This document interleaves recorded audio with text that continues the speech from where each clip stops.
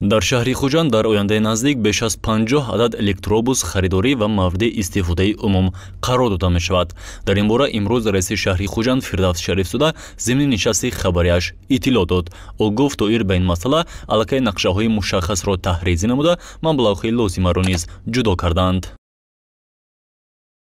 Дар оянда нақша дорем, нақшаҳои пешниҳод кардагӣ асли маблағҳошам ҳалли худро ёфта истодааст. Барои харидорӣ намудани электробус барои шаҳри Хуҷанд қариб 50 адад бояд ки инам масъаларо ҳалли худро ёбад. Агар мана электробус харидорӣ кунем, аллакай бо ба электробус харҷаш кам мешавад нисбат ба он ҳози сӯзишворие ки мо барои автобуси дизелӣ мехарем, боз шароити корӣ бо хизматрасони хубтар мешавад. бо мақсади ҷалби бештари сайёҳони хориҷӣ ба шаҳри Хуҷанд ва таровати хос бахшидан ба ҳусни шаҳр тамоми тадбирҳои лозима амалӣ шуда истодааст. гуфта шуд ки бо мақсади он ки бештари сайёҳон ба шаҳри Хуҷанд ташриф меоранд ва аз мавзеъҳои гуногун дидан мекунанд, дар баробари харидорӣ намудани электробус ҳамзамон 2 адад автобуси дуқабата низ харидорӣ карда мешавад, ки дар ҳолати ташрифи сайёҳон он мавриди истифода қарор дода мешавад.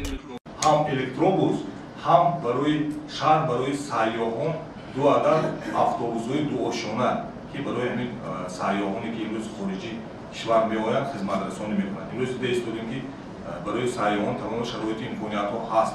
мана бори аввал зиёда аз 500 нафар меҳмонони хориҷӣ барои дар ярмаркаи сух 2022 иштирок карданд. аз он ҷумла қариб 40 нафар фақат сайёҳон барои дидан, барои дамгирӣ ба шаҳри Хуҷанд аз Федератсияи Русия, аз шаҳри Липецк омада бисёр баҳои баланд дода ва ҳамкорӣ кардастанд ки мана ҳар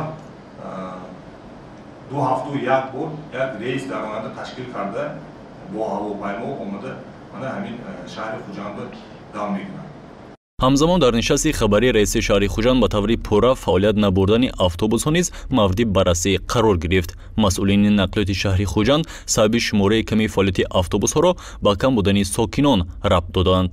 гузашта аз ин ба он вобаста медонанд ки аз сабаби ба итмом расидани дарс дар муассисаҳои таълимиву донишгоҳҳо ва набудани мусофирон шумораи автобусҳои фаъолияткунанда ба 35 адад расонида шудааст. сабаби асосии ки мо ҳамин моҳҳои июн, август камтар миқдори автобусҳои барои доштаги омо сабабаш ин дар таътил будани донишҷӯён, хонандагон ва омӯзгорони макотиби ва ин соҳаи маориф. ҳоло фаъолияти аксари автобусҳои шаҳри Хуҷанд танҳо дар хатсайрҳои марказӣ ё худ асосӣ рафтомад мекунанд. то ин муддат дар баробари мавҷуд будани хатсайрҳои ҷойдошта ҳамзамон хатсайрҳои нав низ ташкил карда шудааст. масъулини ин идора тасмим доранд боз 2 хатсайри навро низ таъсис диҳанд ки дар ин масир низ шумораи мусофирон зиёд мебошанд.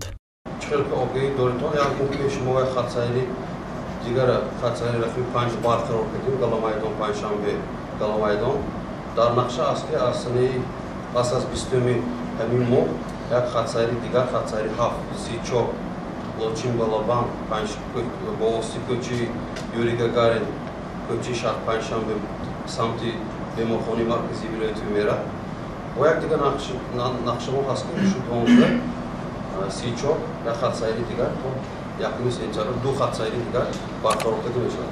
дар баробари ин ҳамзамон чандин масъалаҳои дигар низ дар нишасти хабарии раиси шаҳри Хуҷанд мавриди баррасӣ қарор дода шуд. аз ҷумла мушкилоти об, сохтани ҷойхонаҳои миллӣ дар маҳаллаҳо, бунёди иншоотҳои варзишӣ ва ба ин монанд масъалаҳое ки ҳаморӯза сокинон ба он бархурд мекунанд мавриди баррасӣ қарор дода шуд, ки дар гузориши минбаъда шарҳ медиҳем.